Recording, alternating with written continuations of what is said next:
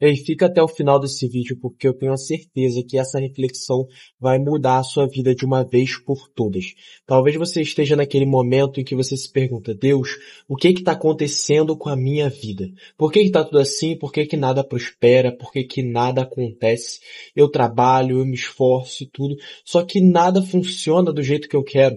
Eu espero um determinado resultado, acontece totalmente o oposto. E talvez a sua vida esteja sendo assim. Uma vida que não frutifica, uma vida que não vai para frente, mesmo que você trabalhe, mesmo que você lute, mesmo que você ore, mas muitas vezes a sua vida não está indo para frente. Só que a Bíblia ela já nos traz esse relato. Ela já fala sobre uma situação lá de Neemias, capítulo 1, onde retrata toda uma história que estava acontecendo com o povo de Israel, que havia saído do exílio da Babilônia. E eu quero compartilhar aqui com você, porque isso pode estar acontecendo na sua vida, assim como aconteceu na vida desse povo, de cada vida ali que estava passando por esse processo. Então eu quero ler aqui Neemias capítulo 1, versículos 6 e 7, que diz bem assim: Porventura, não é este o jejum que escolhi, que soltes as ligaduras da impiedade, que desfaças as ataduras do jugo, e que deixes livres os oprimidos, e despedaces todo o jugo?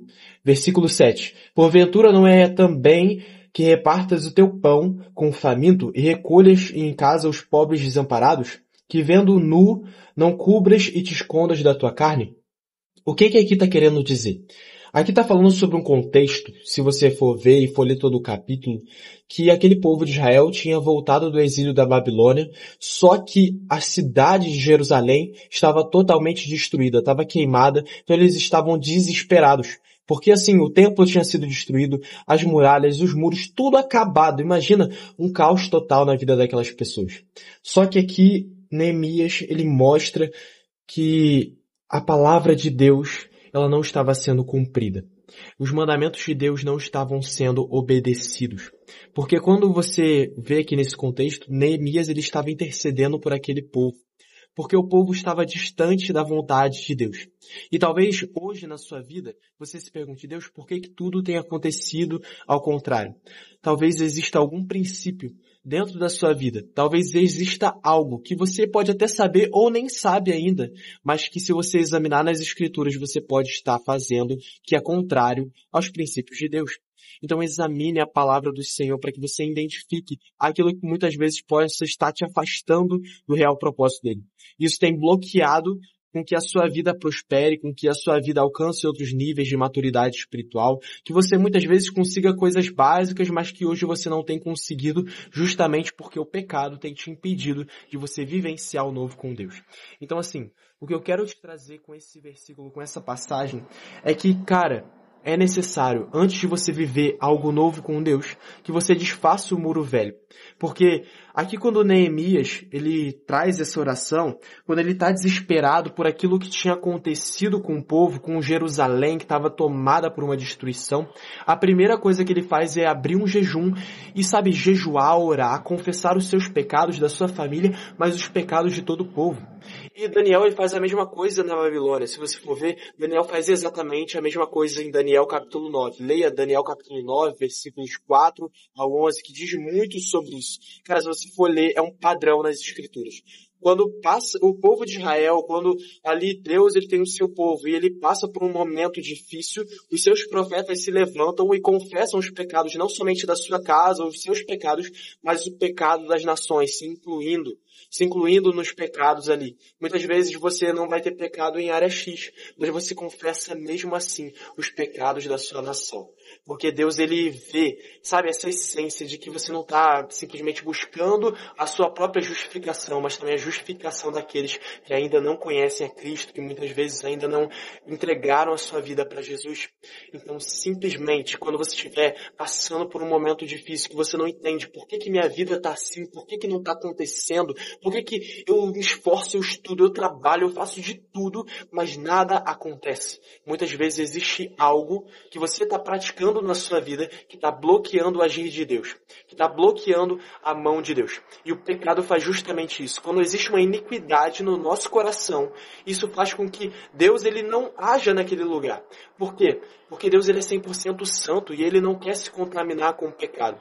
Mas a partir do momento que você confessa para Deus, como diz lá em Isaías Neemias capítulo 1, quando nós confessamos a Deus, quando nós nos lavamos, Deus, ele é misericordioso, cara. Deus é misericordioso para nos perdoar. O nosso pecado que era como escarlate, ele transforma como a neve, como a branca lã. E é isso que eu quero trazer para você nessa palavra. Simplesmente, quando você estiver passando por um momento difícil, eu não sei qual é a situação que você está passando agora, mas confesse diante de Deus aquilo que muitas vezes você não entende no seu coração. E você fala, Deus, eu não entendo isso, mas eu entrego diante do Senhor, porque eu sei, examina o meu coração, Jesus, e me mostra aquilo que está de errado dentro de mim. Qual prática que tem me distanciado do Senhor? Eu não sei o que você está passando, mas confesse isso diante de Deus. Confesse porque Ele é misericordioso.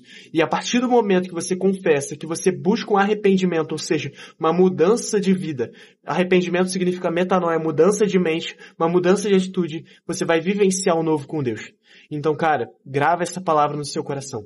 Grava para que a sua mente possa ser transformada, para que você não fique preso ao jugo do pecado.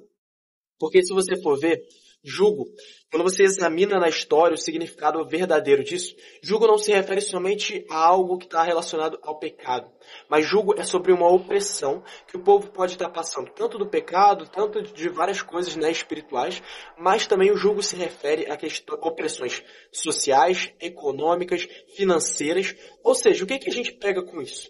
Que o pecado, quando a gente está debaixo do jugo do pecado, ele não somente afeta a nossa vida espiritual, mas ele vai afetar a nossa vida social, financeira, vai afetar ali a economia totalmente, sabe, a nossa vida em todas as esferas, em várias áreas. E foi justamente isso que aconteceu com o povo de Israel. O povo de Israel estava sob um jugo de pecado. E a partir do momento em que eles pecavam, estavam em iniquidade. Iniquidade é o quê? Você saber que você está pecando e mesmo assim você continuar. Sabe, você permanecer na prática do pecado. A questão do cristão não é você muitas vezes estar andando e tropeçar. Isso daí acontece. É normal que muitas vezes a gente vá tropeçar. Assim como uma criança, ela está engatinhando, ela começa a andar e ela cai muitas das vezes. Ela está tentando, sabe, andar, correr, enfim, ela está no processo. E nós aqui nessa terra, nós estamos num eterno processo. Até que em um momento nós vamos receber da glória eterna e lá nós não vamos pecar. Só que enquanto nós estivermos nessa terra, nós vamos tropeçar. O que nós não podemos fazer é continuar na prática do pecado. Ou seja, você tropeçar e continuar tropeçando, mesmo você sabendo que aquilo é errado. E o povo de Israel estava assim. E é por isso que eles estavam naquele jugo. Num jugo de, sabe, desigualdade, num jugo de opressão, num jugo que era tanto econômico quanto cultural, social. Ou seja, em todas as esferas eles estavam sofrendo. E o pecado, ele faz justamente isso. O pecado, ele te bloqueia em diversas áreas. Então o que eu quero te dizer nessa palavra, nessa reflexão simples, sem edição, sem nada, é que justamente, cara, se você quer viver algo novo com Deus, se você quer construir um muro, uma muralha, realmente, assim como Neemias, se você vê no contexto, eles queriam reconstruir os muros de Israel, reconstruir as muralhas ali em Jerusalém, o templo.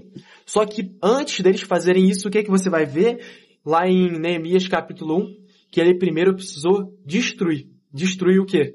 Através de confessar os pecados. Destruir o seu orgulho. Dizer, Deus, eu tô, sabe, pecando. Nós estamos em iniquidade. A nossa nação é pecadora. Ou seja, você tem que destruir o teu ego. Você tem que destruir o teu coração e confessar, rasgar ele diante de Deus. Antes de você construir um muro, é necessário que você desfaça as muralhas do pecado que tem te bloqueado. Amém? Então que essa palavra, se ela tocou no seu coração, já se inscreva nesse canal, deixe o seu comentário. Eu quero saber se essa palavra realmente tem atingido as pessoas certas. Coloca aqui aquilo que Deus fala no seu coração, aquilo que Deus falou através dessa mensagem, se essa mensagem está te ajudando.